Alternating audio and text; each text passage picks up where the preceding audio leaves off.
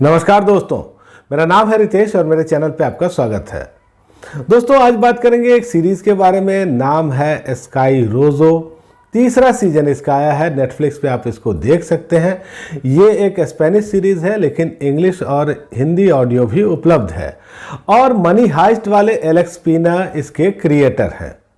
दोस्तों रिव्यू की शुरुआत करने से पहले एक रिक्वेस्ट आपसे कि यदि आपने अब तक मेरे चैनल को सब्सक्राइब नहीं किया है तो ज़रूर ही सब्सक्राइब कर लीजिएगा, क्योंकि वेब सीरीज़ और मूवीज़ के रिव्यू के साथ साथ आपको यहाँ मिलती है OTT की दुनिया की हर जानकारी। तो दोस्तों शुरुआत करते हैं स्टोरी लाइन से, और तीसरे सीज़न की कहानी वहीं से शुरू होती है जहां सीज़न 2 में ख़त्म हुई थी। इस सीरीज़ के पहले सीज़न में हमने देखा था कि कुछ लड़कियां ज़बरदस्ती एक क्लब में रखी जाती हैं और उनसे प्रोस्टिट्यूशन का काम ज़बरदस्ती करवाया जाता है। फिर 3 लड़कियां हैं जो ये ठानती हैं कि वो यहाँ से भाग निकलेंगी, वो आज़ाद हो जाएंगी, वो भागती हैं। फिर दूसरे सीजन में हमने देखा कि उनके सामने कई तरह की दिक्कतें हैं और वो जो क्लब के गुंडे हैं वो उनके पीछे पड़े हैं। तो तीसरे सीजन में हम ये देखते हैं कि ये जो लड़कियां हैं अब किसी जगह पे सेटल हो चुकी हैं। उन्होंने एक बेकरी खोल ली है, काफ़ी वक्त बीत चुका है और अब उनकी इच्छा सेटल होने की है, सोलमेट ढूंढने की है। लेकिन फिर उनसे एक गलती हो जाती है और गुंडे उनके पीछे पड़ जाते हैं। और जितना मैंने अभी आपको बताया बस उतनी ही कहानी तीसरे सीजन में है, यानी कि तीसरे सीजन की जो कहानी है वो काफ़ी कमज़ोर है। बहुत ऐसा कुछ यहाँ दिखता नहीं, लड़कियाँ भाग रही हैं, गुंडे पीछा कर रहे हैं, बस इसी में बात ख़त्म हो जाती है।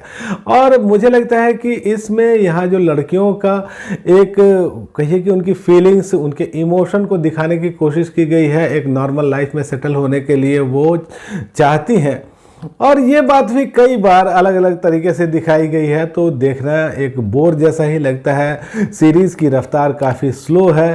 तो तीसरे सीजन में हमारे सामने कुछ भी ऐसा खास नहीं आता, कोई भी ऐसी बात नहीं है जिसके लिए हम इस सीज़न को देखें।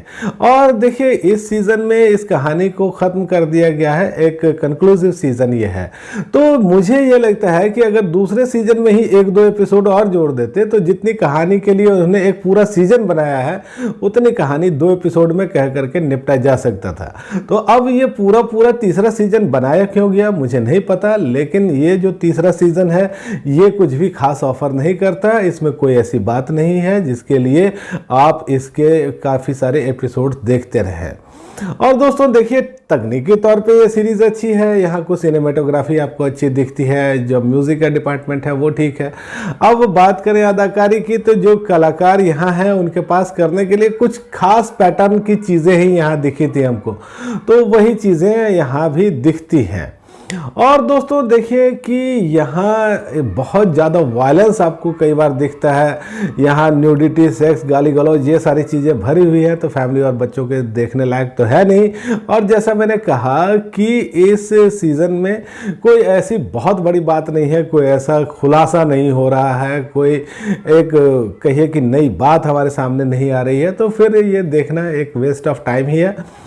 और यहाँ आए हैं अभी 8 एपिसोड है आधे घंटे के आसपास के, लेकिन इतना टाइम ही क्यों वेस्ट करना। और इसीलिए दोस्तों जो मेरी रेटिंग है वो है 5 में से केवल 2 की।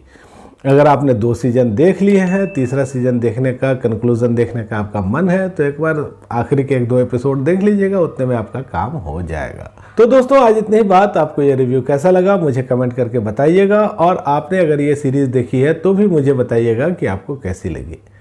धन्यवाद।